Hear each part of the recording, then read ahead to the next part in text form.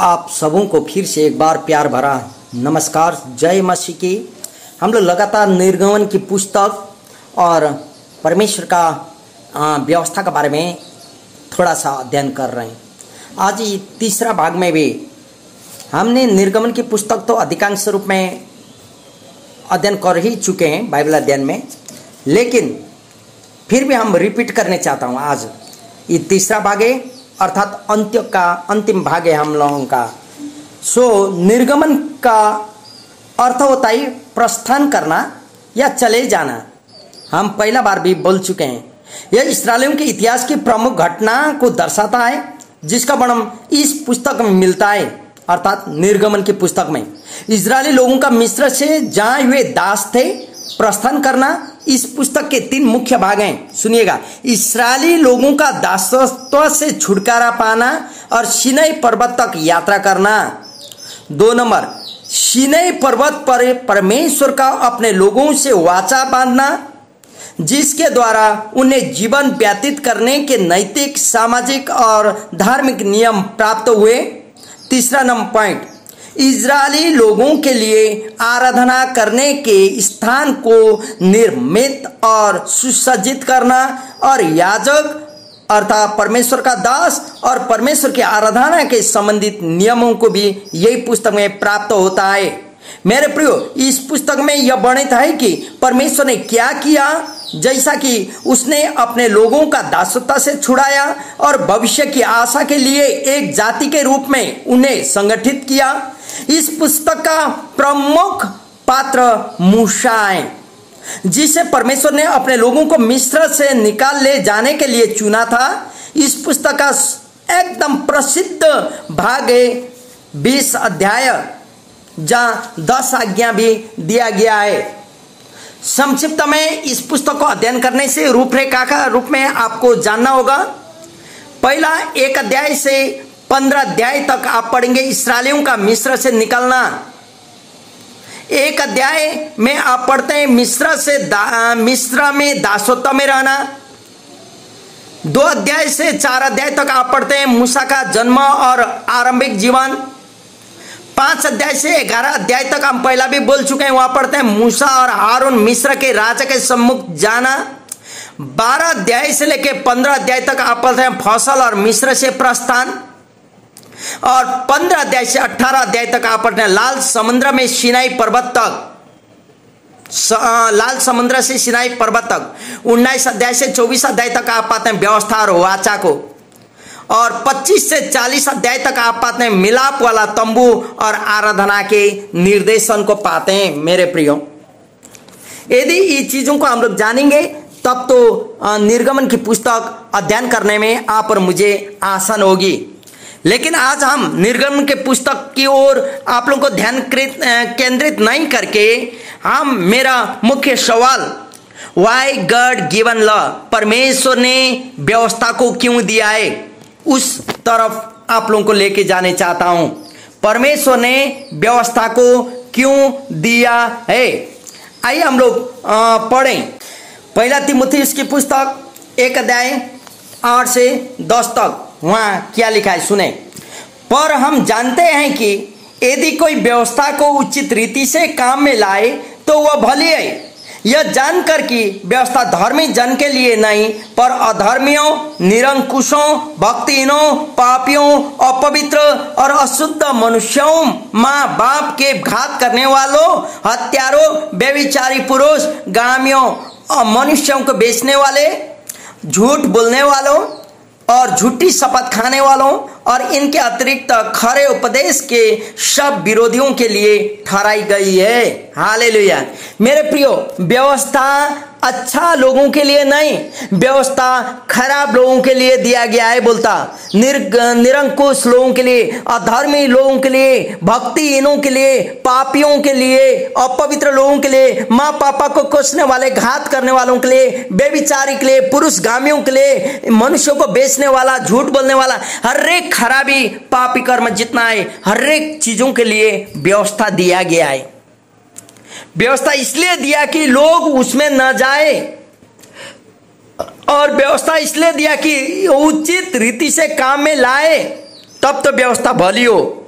यहाँ वचन 9 पद बताती है मेरे प्रियो, 8 पद बताती है। इसलिए फिर 10 पद क्या कहती है, यहाँ विरोधियों के लिए ठहराई गई है, बोलता सब खराबियों के लिए, व्यवस्था अच्छे लोगों के लिए नहीं है। इसलिए व्यवस्था किसके लिए दिया गया, मीन्स बुराए लोगों के लिए। लेकिन फिर आप यदि आप जाएंगे गलाती के पुस्तक में 3 का 19 पद में यदि आप पढ़ेंगे तो गलाती की पुस्तक 3 का 19 में क्या लिखा है सुनिएगा। हम पढ़ रहे हैं 3 का 19, गलाती 3:19 पद में ऐसा ले, तो फिर व्यवस्था क्यों दी गई, वह तो अपराधों के कारण बाद में दी गई कि उस वंश के आने तक रहे जिसको प्रतिज्ञा दी गई थी, और वह स्वर्गदूतों के द्वारा एक मध्यस्थता के हाथ ठहराई गई। हालेलुया। मेरे प्रियो, यहाँ बोलता मेरा सवाल भी वही था, व्यवस्था क्यों दिया गया। यहाँ बोलता व्यवस्था अपराधों के कारण बाद में दी गई थी। शुरू में परमेश्वर ने व्यवस्था नहीं दिया। इंसानों को सृष्टि करने के बाद हर एक चीज में खराई से उतारने के लिए, अच्छाई के लिए परमेश्वर बाद में दिया, क्योंकि यहां बोलता कि जिसको प्रतिज्ञा दी गई थी और वो आने टाइम तक खड़े रहे। हालेलुया। इसलिए तो व्यवस्था दिया गया था। तो मेरे प्रियो, इसलिए आप और मैं व्यवस्था के बारे में जानना है तो रोमी का पुस्तक, यदि रोमी का पुस्तक हम लोग देखना होगा, रोमी 10 अध्याय देखें। 10 अध्याय क्या कहता है, रोमी की पुस्तक 10वां अध्याय और 4था पद, 10वां अध्याय का 4था पद यहां सुनिएगा। क्योंकि हर एक विश्वास करने वालों के लिए धार्मिकता के निमित्त मसीह व्यवस्था का अंत है। हालेलुया। इसलिए व्यवस्था मध्यस्थता, आने वाला का मध्यस्थता के रूप में दिया गया। खरे उतरने के लिए आने वाला कौन था, मीन्स मसीह यीशु थे। मेरे प्रियो, जब मसीह यीशु आए तो व्यवस्था का अंत्य हो गया। हालेलुया। लेकिन ये रोमी का पुस्तक 5 का 20 पद क्या कहता है, फिर सुनेगा। हम पढ़ रहे हैं 5 का 20 पद रोमी। यहां बोलता व्यवस्था बीच में आ गई कि अपराध बहुत हो, परंतु जहां पाप बहुत हुआ वहां अनुग्रह उससे भी कहीं अधिक हुआ। हालेलुया। मेरे प्रियो, यहां बोलता अपराध बहुत हो गया। कहां, जहां व्यवस्था बीच में आई कि अपराध भी बहुत हो गया, परंतु जहां पाप बहुत हुआ वहां अनुग्रह भी बहुत हुआ। हालेलुया। आप और मैं जानते हैं प्रभु यीशु ने बहुत बार गवाह उदाहरण के रूप में दिया। वो औरत को भी, जो पापी औरत के साथ तू खाता है, बैठता है, पीता है, बोलने से जिसका ज्यादा पाप क्षमा हुआ वही ज्यादा खुश है बोल के प्रभु ने उदाहरण का रूप में वहां बताया हुआ बातों को आप और हम जानते हैं। मेरे प्रियो, यदि आप इब्रानियों की पुस्तक 4 अध्याय 13 पद पढ़ेंगे तो इब्रानियों की पुस्तक 4 अध्याय 13 पद क्या कहता है सुनिएगा। सृष्टि की कोई वस्तु उसे छिपी नहीं है, वरन जिससे हमें काम है उसकी आंखों के सामने सब वस्तुएं खुली आई और प्रकट आई। हालेलुया। मेरे प्रियो, इसलिए जब हमारा ऐसा बड़ा महायाजक है जो स्वर्गों से होकर आया, अर्थात परमेश्वर का पुत्र प्रभु यीशु, आओ हम सब अंगीकार को दृढ़ता से थामे रहे। हालेलुया।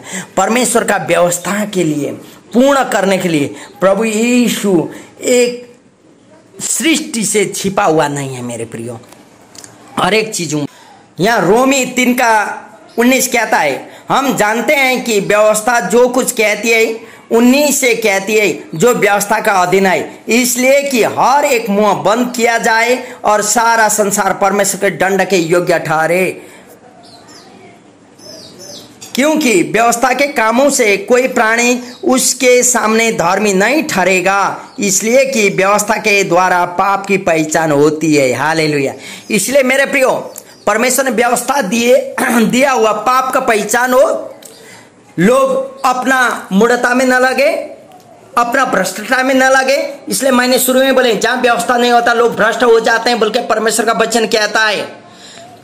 तो मेरा सवाल था, क्यों परमेश्वर ने व्यवस्था दिया है? क्योंकि लोग बुराई को छोड़ के अच्छाई की ओर आए, तभी व्यवस्था दिए। लेकिन प्रभु यीशु आने के बाद व्यवस्था को उसने खत्म नहीं किया, लेकिन व्यवस्था को उसने परिपूर्णता किया। व्यवस्था प्रभु यीशु में पूर्ण हो गया है मेरे प्रियो।